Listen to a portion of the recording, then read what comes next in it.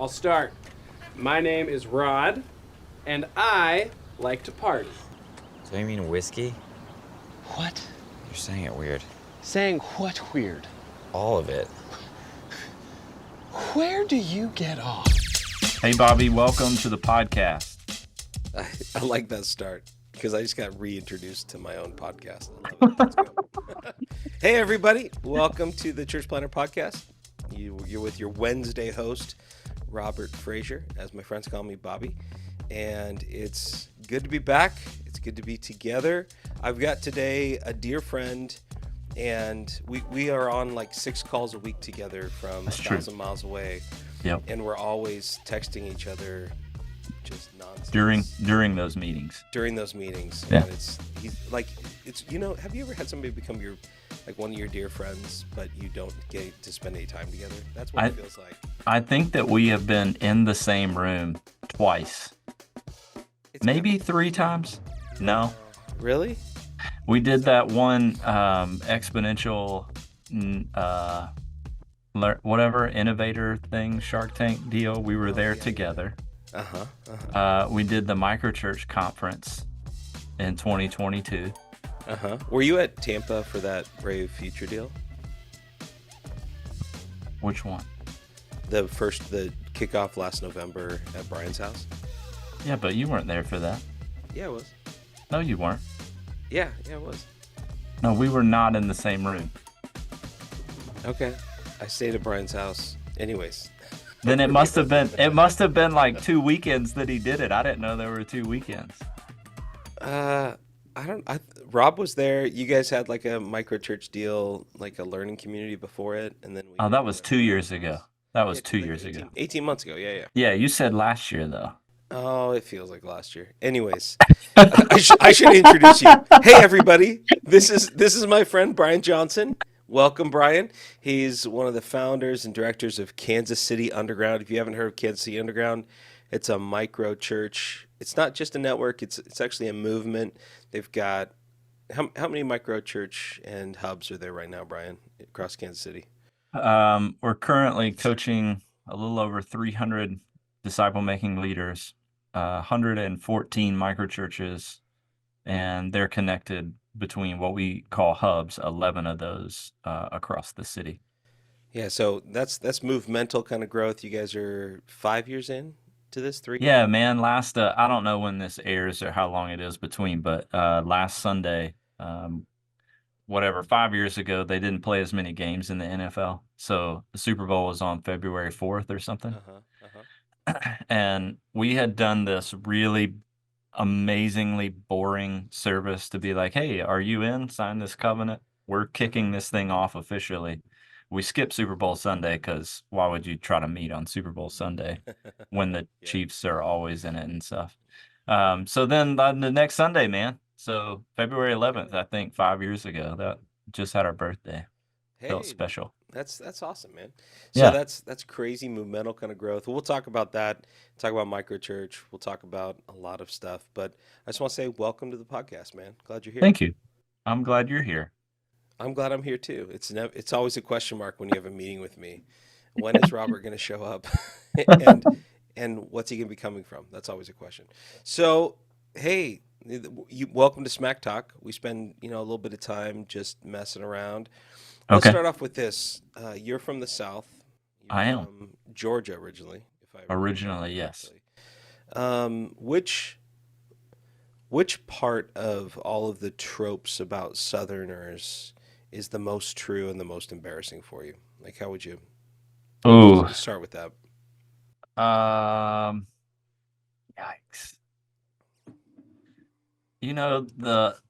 I feel like I tell people, if you have sort of a stereotype about Southern people, I was probably that stereotype growing up.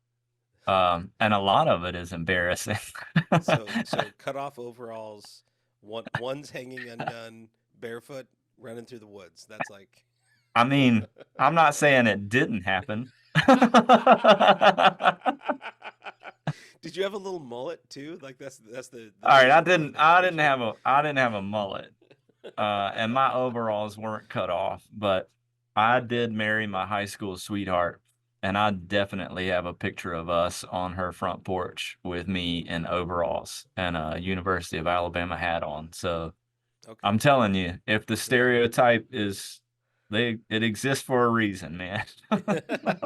They don't come from nowhere, that's for sure. Well, let's start there. Tell me a little bit about like your journey because you've been everywhere, man. You've had so much ministry experience. Like where did it all start and how did it move through your life? How long do you want?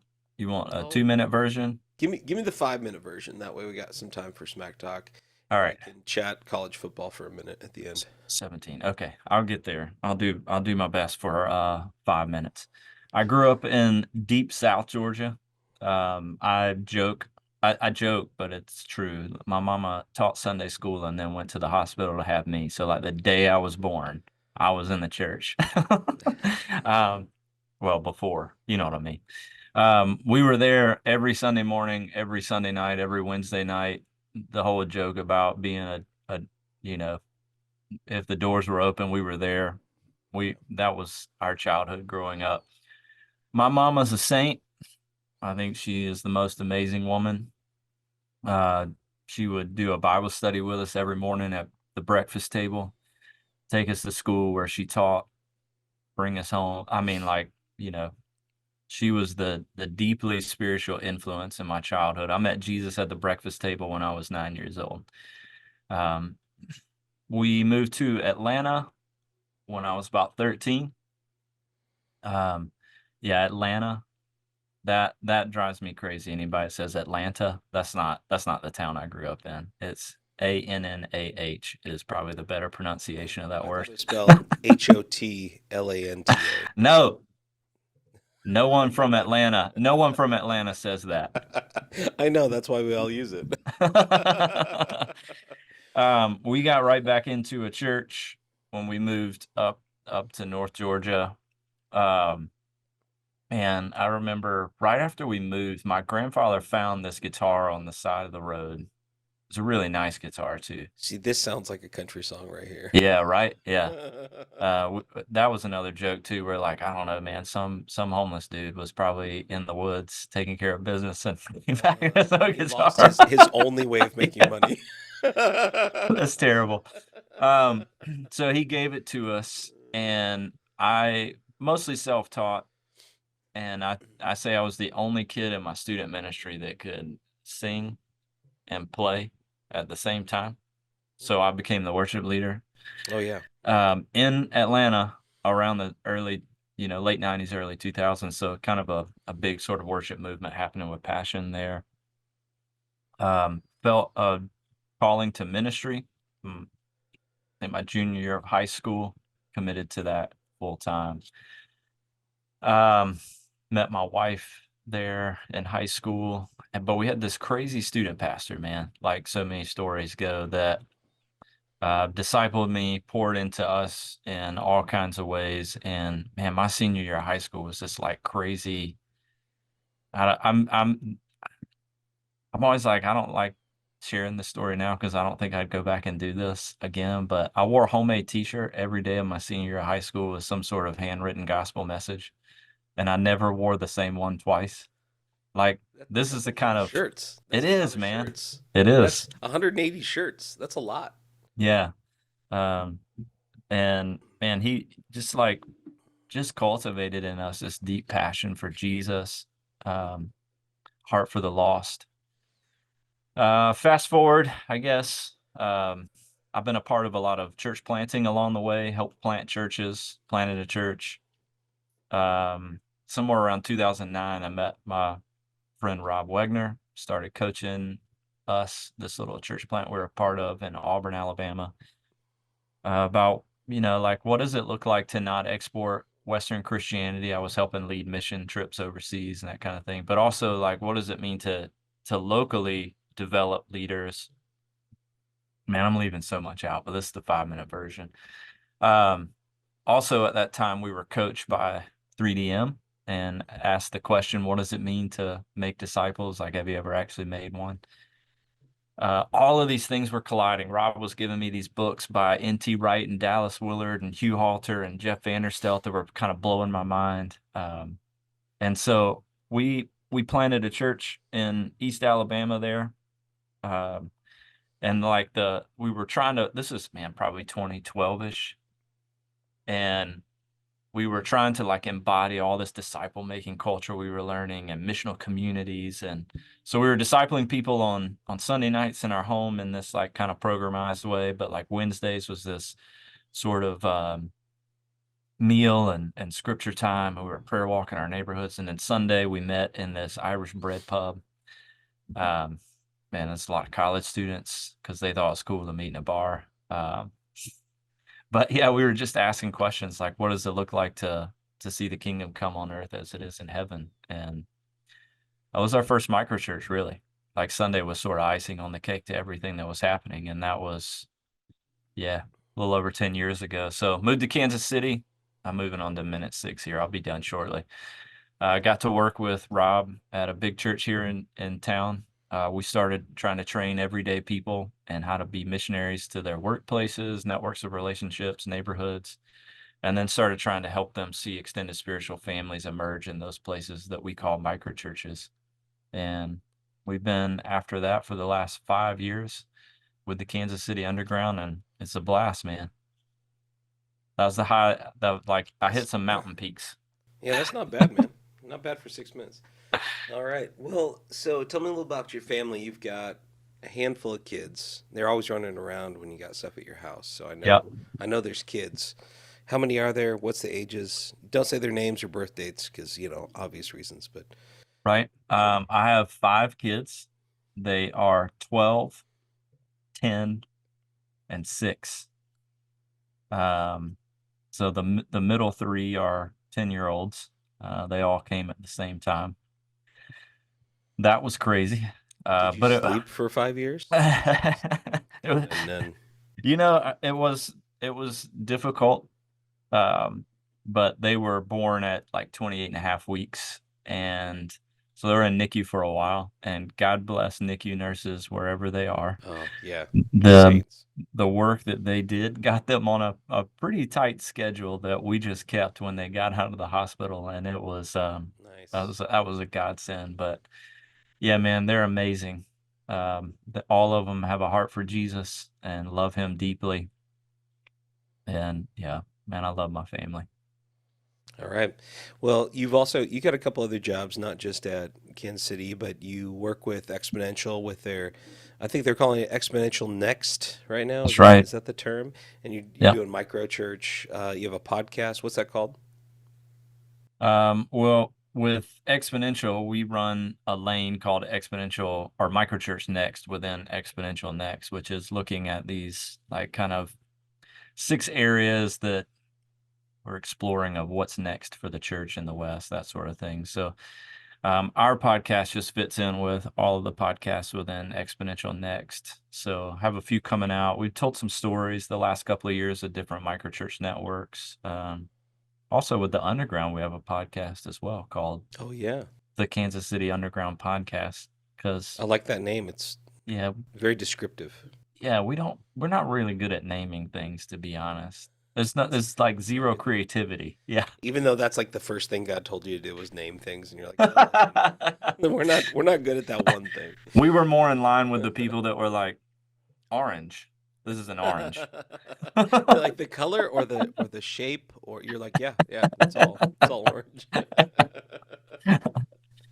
That's great. And then you and I work together primarily with NewThing, which Yeah. is a global church planting movement. And your role there is with the North America team. What's your title with North America team? The title with North American team is primarily integrator, and then so some of the traction language. And so just trying to like pay attention to what are the lanes everybody's running and is it all coming together in a healthy way. I also carry another title called Reproducing Churches Champion because Yeah, Rob uses that kind of name and language. So champion. yeah, that's right. You feel better just saying it. Right. Yeah. So I also help lead Reproducing Networks Catalyst, which is helping city leaders come together to form networks, reproduce networks, so that we can like together plant more churches rather than thinking just individual churches planting churches. Yeah. Well, we need to have probably today. I really want to focus on when we jump into content, Microchurch in Kansas City and all that's happening there. We could talk, Brave Future stuff. That's the stuff I want to Yeah. hit. But I think we need to have another conversation later down the road and talk about. There's a new stat that's coming out. Dave Ferguson, he finds his favorite stat every year and then uses that everywhere he goes. And his new favorite stat is that like 43% of church planters want to plant a network of churches. And Really? yeah, that's his new one. I hadn't seen that one yet. That's Yeah, that's fascinating. I think it's true as the guys I'm talking to are thinking more movementally and more like multiplication language. And we need to sit down and talk about the reproducing network catalyst, the movement system with NewThing, and how church planters can think about not just, hey, how can I launch or Mm. start an organization like a church, but rather how can I lead a movement of church planting? How can I lead a movement of disciple making? So we'll hit all that, but first we need to get on to a little bit of smack talk because we've just been doing interview type stuff. Let's go. Let's go. Let's talk college football. You're a degenerate Roll Tide. Alabama fan, and Roll Tide.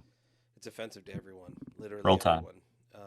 I And mean, I wouldn't say everyone. I'm not the only fan of the University of Alabama. no, everyone else who's not an Alabama fan, it's Oh, offensive. yeah, yeah. Like that's just a piece of. Well, when you're at the top, Bobby, I mean, it's Oh, the top.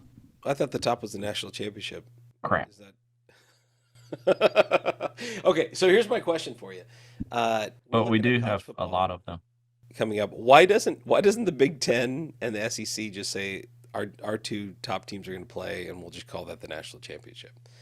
And here, that's coming from somebody who's look on the outside looking in. We are a group of 5. We're not even. I mean, with the 12-team playoff, there's a chance Boise State could look from the outside in and lose in the first round of the playoff. You have a But blue like, field. why are we screwing around anymore? Why don't we just say, hey, Big Ten, SEC champion, they'll play for the title, and SEC is still going to say we deserve 2 teams in that. Let me, man. Here's what I really think. Nobody's asking me for my opinion, That's weird. except you right now, right? Yeah. I think it was. I saw this video with Chip Kelly, and I thought it was the best. Breaking it down, kind of how we should move. And the dude goes, not that I've spent any time thinking about this, but we should have a commissioner for college football. We should separate college football from the rest of the college sports. We should have that commission, Amen. and we should look at regulating NIL money. Not that they shouldn't be paid or sponsored, but like regulate the money. We should have regional like conferences in a way, so you at least play 7 teams near you, because right now there's the Big East might ACC. have a team on the West Oregon Coast. is in the AC. Yeah. Yeah. And you can play 7 teams out of conference, and then he was like, then you have a playoff. Not that I've thought about this, by the way, but then and I was like, it needs to happen. Like, let's stop acting like this isn't the amateur of Yeah. this is the minor leagues for the NFL. Like, Yep. as long as it's continued to structure this way that it currently is in, of course, your Alabamas, Georgias, Michigans, Ohio States, Texas are going to dominate because they just have more money. And I don't like it. I love my team. I'm going to watch college football and throw a tailgate party every weekend like I do every year. But it's losing its luster because of Certainly. and the transfer portal, and I don't know, man. Here's the thing. Like, so I was surprised at how the transfer portal has shaken out, because a lot of guys are leaving top tier programs to go to second tier programs because they get to play, which Yeah. wasn't available before. And so like Boise State got the number 1 overall quarterback rated player from USC last year that decided I'd rather go play at Boise State than sit behind or compete with 6 guys at USC for a Yeah. spot. Which, like, that's a surprising sort of move for a guy, or even like we got the number one JUCO transfer on the wide receiver piece, which was surprising for a second tier program like Boise State. But that created like he's gonna have a look at the NFL better, like a lot of players from Boise State, because they're gonna play a lot. They're gonna get lots of catches. They're not gonna be competing in the rim for lots of catches. I don't know. Yeah, I mean, I have hope that they'll figure this out and we'll have a better system. It's going to take a few years because money's still, as long as money's controlling everything, of course we're going to fight it. But like, Yeah, it's gonna be Brett, collective bargaining agreement is what it's gonna end up being, is players and schools yeah, getting down to business and figuring stuff out. I mean, what didn't Brett Favre play at Southern Miss or something like that? Yep. I mean, like your quote unquote second tier school or whatever. If you can open up the playing field so that you see more of these guys, like they're out there for sure. Yeah, I mean, when you got Julian Edelman, who played at Kent State as a quarterback, ends up being probably a Hall of Fame slot receiver. Like those sorts of stories Yeah, happen. we need All more right. of it. So we talked about that. Let's transition to a much sadder part of football. You're in Kansas City. Yeah. This week was the Super Bowl championship on Sunday, and you guys had on Wednesday was the parade, Yep. at which there was a shooting between, I think, two teenagers. And I just wanted to lean in and say, I'm so sorry for what you guys are going through. Yeah, man. It's a horrific thing. But I also wanted to invite you to, like, just putting on that pastor leader hat. Like, what does it look like to walk with your people in a moment where tragedy strikes, and it's supposed to be this moment of triumph, and obviously it turns into this moment of tragedy. How are you leading your people through it? What does that look like with Casey Underground and carrying and checking in with your folks? Yeah. We talk about trauma a lot. We talk about relational wholeness, emotional wholeness. We long to be a holistic network. And this is a moment to just have conversation and to listen. Like, we had friends, we had family that were down in the middle of it. Fortunately, nobody like really close to us was hurt, but it was about a circle out. Like, I'm getting a text message from a guy in my microchurch saying, "Hey, my niece goes to school with two of the kids, and that was their mom that was murdered." So like holding that space of just listening, being present right now in response is one of the most important things we can do. So we're just trying to do that as best we can. The church in Kansas City, I use the Big C church language, has a deep spirit of unity. When I moved here, there was a movement called What If the Church that had dozens of churches that participated each year in pastors sharing pulpits and kind of a citywide mission. There's I think a couple of hundred altogether that participated together over the course of maybe a decade or so. I don't know all the numbers, but it was a lot. It was moving to see, like choosing a theme together every year, leading together, sharing resources in that way.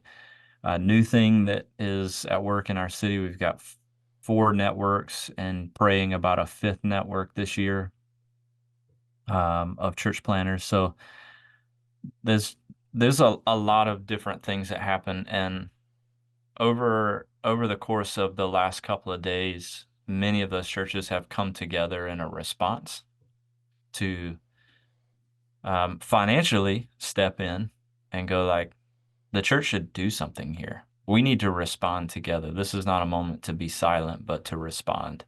Man, I don't know how many different people are raising money for these families and responding in that way, but we're looking at it at a macro level. We want to offer financial resources as the church in Kansas City, but I think it's probably 20 or 30 churches. I could show you the list right now. And it's a diverse group. It's not just like, the middle class white churches trying to be the savior. Like, it's a genuinely diverse group of leaders who are coming together to create a fund that will be administered externally by the National Christian Foundation, to offer, financial support for funeral arrangements, anything that might be needed, but long-term counseling, um, short-term counseling, for this crisis and for future crisis. So, like, financial resources are not the only thing that should happen, and it shouldn't be like, oh, we'll just write a check and take care of it. But in the email and between these pastors, you can feel a sense like, bro, what was that, Thursday morning, they're all on a call at like early morning, going like, what should our response be? How can we do it? And then like through the rest of that day, they're like getting a fund set up, getting a task force together to administer it, trying to figure out how to help people move, and then like inviting their churches together to pray near Union Station. Like, yeah, man, it sucks. Like, I've used a lot of language this week. It's a lot of anger, a lot of sadness, a lot of tears. And then there's a lot of hope. And it again, it's not just like one church trying to do one thing, but you feel a collective spirit. And Yeah. I have And a that lot of doesn't hope. happen. That doesn't happen unless you've laid the groundwork. If Right. nobody knows each other and they don't have each other's phone numbers, and you can't just like create a text chain, jump on a Zoom together, you can't have that sort of unity. And so, Yeah. like, years and years of, input and investment and relationship in moments like this, it kind of demonstrates what's under Yes. the surface of unity, that's cool. That's really cool, man. Well, thanks for sharing that. We're going to be praying for you guys and what's happened in Kansas City. I think I told you on a text, I was in Boston during the marathon bombing, and it brought back all of that, like this like anxiety, PTSD of like I'm Yeah. in a city that's going through trauma, and it doesn't go away just because of the resolving of the situation. No. It stays with you. Yep. And so yeah, we'll be praying for you guys in this coming weeks, and praying that Kansas City Underground can be a beacon of love and peace and justice, which is way harder than just giving some money. Yeah. Yeah. That's true. Yeah. Well, so we're gonna jump in today. We haven't really even talked yet about what is Kansas City Underground. What do you do? You've planted several churches, and Kansas City Underground is wildly different than the rest in many ways. Let's start there. Like, what was the impetus? Because you guys were working with you were at a large church there in town, and kind of were sent out from there to plant this new Mhm. expression. What pushed that? What was the vision from the beginning, and how has it shifted over time? Yeah, I would tell you that quickly the vision would be, we want to see Kansas City filled with beauty, justice, and good news. So it's interesting that you used that language a minute ago.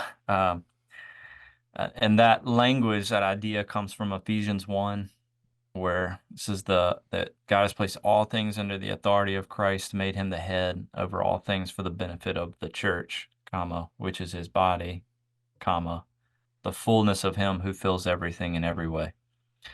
So we just have this conviction that the church, which is his body, should be the fullness of him filling everything in every way, and we're not seeing that happen in the predominant model of church planting. Like, the church in that structure can't fill everything in every way. And we think that, I mean, ultimately it's Jesus that's going to fill everything in every way. And we know that reality is coming, but we're not just supposed to be sitting around waiting in the meantime. Like, he's invited us into the story. So that idea of like, how are we doing with the church, his body, filling everything in every way? Not great. Like, Yeah, once you start measuring that, you're like, gosh, this doesn't look as much like I'd hope. yeah, yeah. Our city doesn't look. It doesn't look like we think it should if the kingdom was here, filling everything in every way. So that was sort of like a motivating factor behind what we were doing. Again, we were on staff at Westside, and we're in this mega church, but um, many of us that are currently on staff were serving in large churches, but all had some experience globally watching the church in its viral form. And we're seeing like ordinary people who have ordinary jobs leading churches. And we realize, like, man, if like they're doing crazy, amazing, beautiful stuff, and if they were here, they'd be like holding a door. Not that there's anything wrong with volunteering on a Sunday, but Like there's so much more potential. And Yep. have we domesticated the people of God by limiting serving to a weekend event? Mm-hmm. Um, and we're going like, what does it mean? This language Brad Briscoe uses of, I don't know where he got it. Maybe he made it up, but like there are these missional barriers that prevent people from entering into a building on a weekend. And I remember the first time I was with him, hearing him go like, when you ask people that they don't speak the same language as you, they don't have the same socioeconomic status, they're not the same ethnicity, they don't have the same political beliefs or the same religious upbringing. All of those are barriers that they have to cross to come into your building. You just ask them to be the missionary Mm-hmm. Mm-hmm. when we've been the ones called to do the cross-cultural work to go back into the everyday spaces. And that phrase was like oh, Yeah, um, because let's do creating a that. space for people to come to us is saying you cross those barriers. Right. Being attractional is saying we're going to create something that we think that will work for you, but it really only works for This slice. people. Yeah. So we started with these rhythms that of training people in what we call the bless rhythms. So begin in prayer, listen, eat, serve, story. We trained over like a 6-month period, and we did multiple iterations of that, trained a couple hundred people. Out of that, we started hearing stories that were like, hey, I started doing those bless rhythm things like in my workspace. So I started showing up and just prayer walking all these cubicles. And I don't know what's happening, but like people keep coming into my office and asking me about spiritual things. Like I'm something sure is it's a changing. coincidence. There's Yeah. nothing. There's no part that the prayer had to do with it. Yeah. Just a coincidence. This guy was like, I was telling my boss about it. Anyway, they've invited me to New York to speak to our national gathering of like 5,000 people about how prayer walking is changing my my office space. And we're like, Just what you expected. whoa. And then another one that's like a workspace. Another one was a story we tell often, which is one of our directors now. She's like, man, I've been inviting my neighbors into this Sunday space for 10 years. And finally, this lady said, hey, we love you. Please stop inviting us to your thing. We're not coming. Like that was her reaction. You gotta love the honesty in that. There's no Yeah, reason. Please stop. we're not coming. That's my response when I get too many text messages from random Me? numbers. I'm like, please, for the love of God, stop. I think I sent you about 40 last night. So, yeah, so, we would say that people were doing these bless rhythms and living as missionaries in the everyday spaces of life. And the response was not, awesome, I met Jesus, I want to come to your thing. It was, we've got to help people create extended spiritual families in the everyday spaces. Mm. And that's the language we use. So we created this 12-month learning experience of what are the rhythms that you would need to create at the time what we called a simple church? What are the habits that you would form? How would you make disciples in those spaces and then cultivate a sense of family like Jesus did? So we started doing that. And after a year, 18 months, there were like 5 of these, 6 or 7 of these. And it was really like a space where, you know, it it didn't feel like we needed to be in West Side trying to like make something crazy happen inside there. And West Side was the big church you were at. Yeah. yeah, I usually refrain from saying the name, but it popped out there. Um, and not because I have any shame. I love West Side. I'm grateful for our time there. But I remember waking up one morning and I had this sort of vision dream of this is going to sound not great, but I'm just telling you what happened. I'm a big History Channel person. Uh-huh. You know, when you watch like the World You War just II watch stuff, Civil War stuff as a Southerner. I used to, um, The but white Northern aggression. Anyways. don't get me started on that one because I will go down that road passionately. I repent on behalf of the South. But you know how like you see those like World War II things where like the Nazi stuff is sort of spreading and it's taking over the map.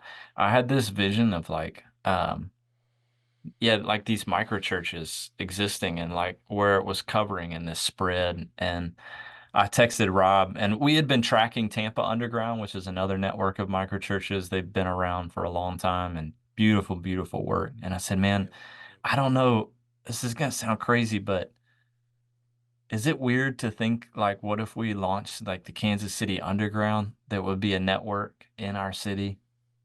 That was maybe apart from West Side. I don't know. I'm just like, I'm asking these questions. And he texted back and he's like, dude, I literally bought kcunderground.com this morning. I was like, you shut up. Are you serious? And it just felt like this moment of, the Spirit nudging us and saying, hey, this is something we should pay attention to cultivate.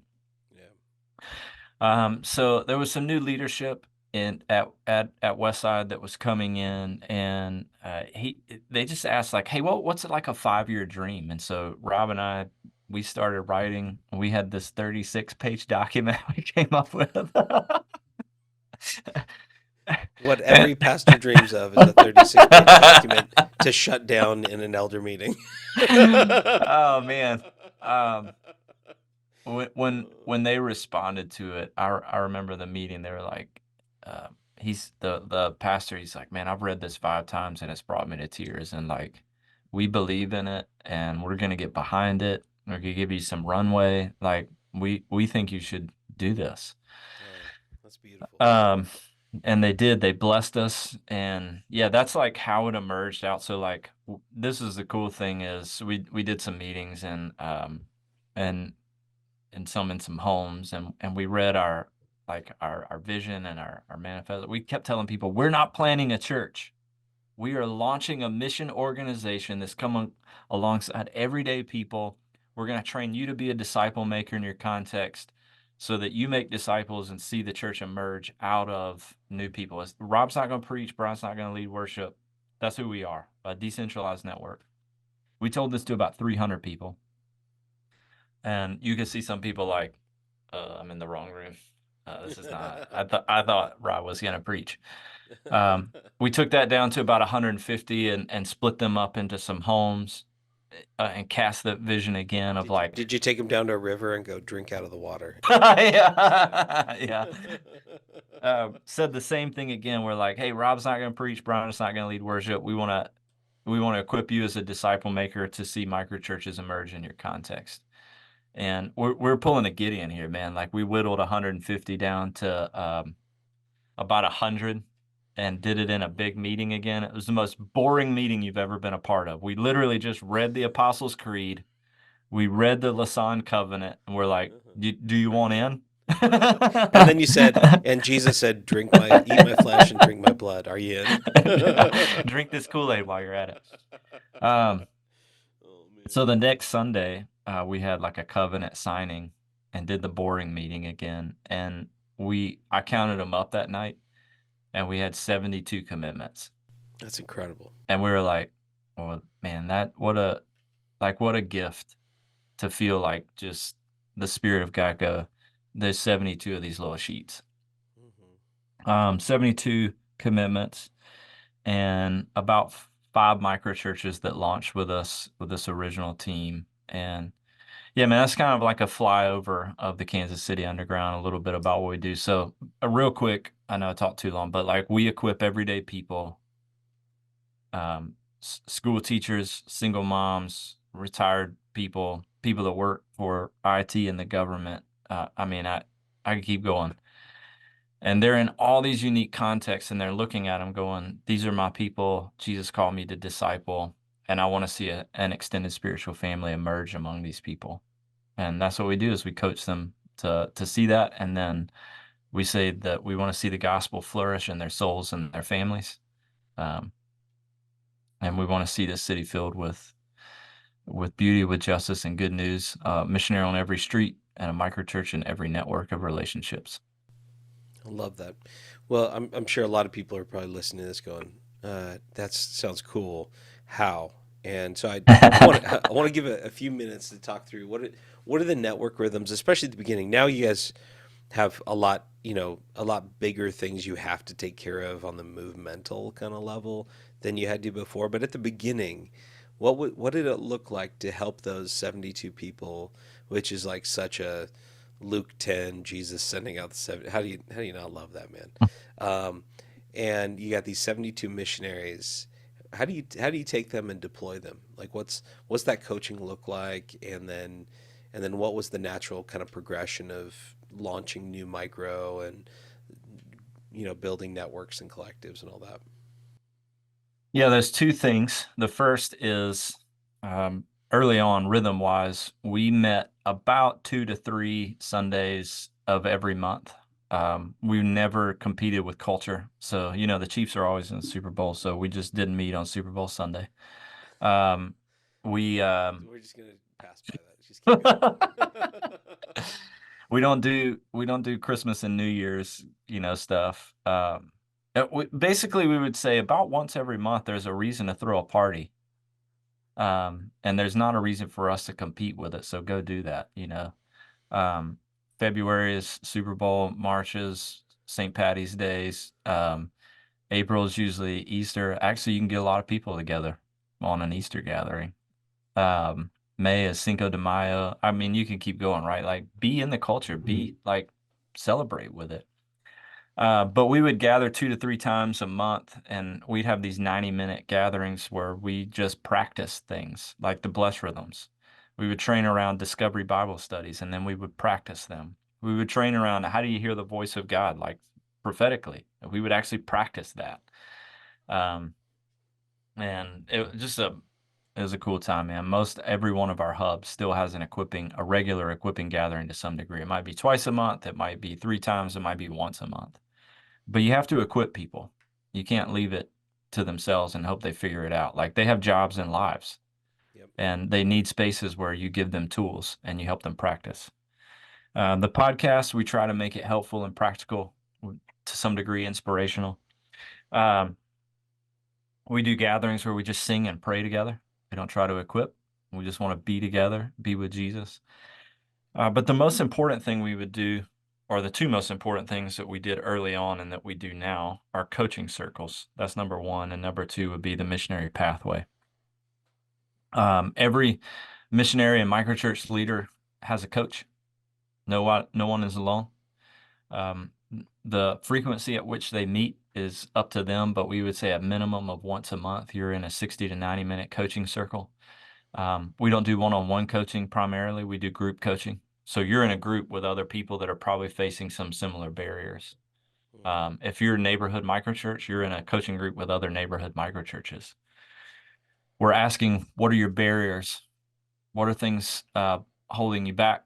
What are things that are, your soul is longing for? How can we equip you there? It's a way to hold people accountable to growth as well, to multiplication, but to help them be reminded that you're not alone. There are other people that are at work doing this. And people always ask, how do you keep it from going off the rails? Coaching circles. We have a real close pulse on what's happening across all these contexts. Yeah. I told you we had 114 microchurches. There's another 79 contexts currently where missionaries are engaged but just haven't seen a microchurch emerge yet. Yeah. We're really excited about that number too. Oh yeah. And they're being coached toward seeing that extended family emerge.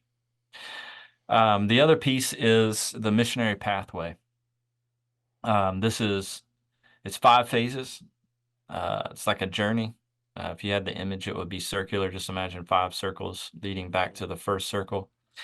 Yeah. We stole this off the wall of a movement maker in East Africa. We give credit to Isla Tassi for some of the language here. But I also send him money every month to pay obviously. we have actually. Okay, but I would also say it's just the life of Jesus. And you can find these 5 phases in every movement globally and historically. Every movement begins in prayer and fasting. So if Bobby's coming to us and it's like, hey, I heard about you. I believe in your vision. Where do I start? We'd say extraordinary prayer and fasting. That's where Jesus started. That's the ante to step to the table. Yep. Yeah, yeah. And you're praying, Jesus, where are you at work? How can I join you? And then if you don't know your mission, if you don't know the people to whom you've been sent, we have a team, a coaching team called Personal Calling and Discovery to help you do that. And we help you move to phase 2, which is live like a missionary among these people. You know, Jesus came back from the wilderness, from praying and fasting, and he lives like a missionary. He calls Matthew to follow him. They throw a party at Matthew's house that night. Who's there? All the tax collectors and notorious sinners, is how it's described. Jesus is among them. His first miracle, wine for really drunk people. Everybody likes to talk about the wine. Nobody likes to talk about the fact that it was for really drunk people. Yep. They're always like, so it's just a miracle. It's a miracle. Yeah. It was a party, man. That's a Yeah. good party. It's Yeah. a good party.